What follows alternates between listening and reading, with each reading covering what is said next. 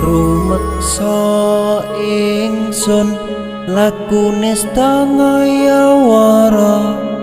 kelawan mekak hawa kang dur angkara senajan setan gentayangan tansah gawe rupeda